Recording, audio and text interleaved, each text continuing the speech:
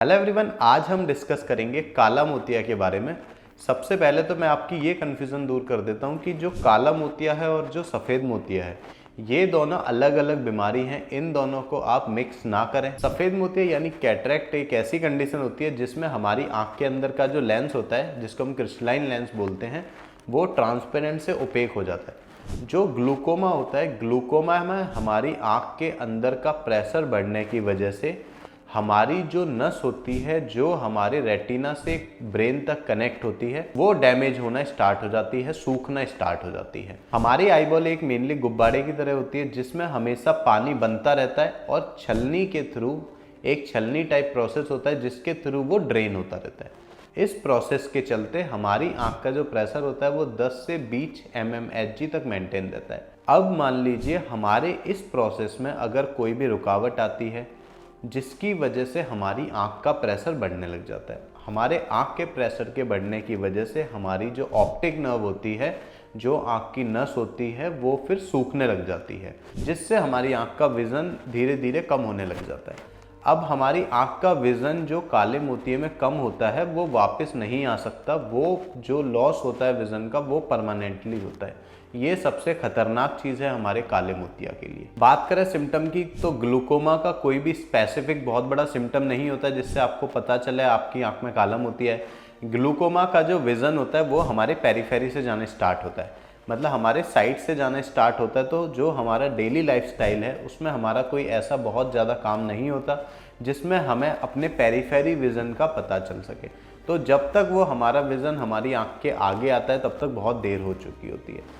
काले मोतिये का जो विज़न जाना स्टार्ट होता है उसको रोकने का या फिर उसको चेक करने का एक ही उपाय है, वो है 40 साल के बाद आप अपनी काले मोतिये वाली जांचें हर 6 महीने बाद कराते रहें। अगर काले मोतिया के सिम्टम हैं तो डॉक्टर आपको बता देगा। ऐसे में इसका सबसे अच्छा बेस्ट तरीका यही है कि अगर आपकी एज भी 40 से ज़्यादा हो गई है तो 40 के बाद काले मोतिये का रिस्क बढ़ जाता है। तो हर 6 महीने में अपने डॉक्टर के पास जाके अपने काले मोतिये का प्रॉपर चेकअप कराएं। अब बात करते हैं काले मोतिया के टाइप की। काला मोतिया बेसिकली 2 टाइप का होता है। एक होता है ओपन एंगल ग्लूकोमा, एक होता है close angle glaucoma. Open angle glaucoma में जो आंख के पानी का रास्ता होता है वो बना रहता है। क्लोज एंगल ग्लूकोमा में हमारे जो पानी का रास्ता होता है वो थोड़ा नैरो हो जाता है। ओपन एंगल और क्लोज एंगल में हमारा ओपन एंगल ग्लूकोमा ज़्यादा खतरनाक होता है क्योंकि उसके कोई ज़्यादा सिम्टम नहीं होते। क्लोज एंगल की बात करें तो क्लोज एंगल ग्लूकोमा में हमारा एंगल नैरो हो जाता है जिसकी वजह से आँख के अंदर का प्रेशर बहुत ज़्यादा हाई हो जाता है। प्रेशर हाई होने की वजह से आँख में दर्द बहुत ज़्यादा होने लगता है, आँख से पानी आता है, आँख लाल हो जाती है, जिसकी वजह से हम डॉक्टर के पास जाते हैं और हमारा ग्लूकोमा डिटेक्ट हो जाता है।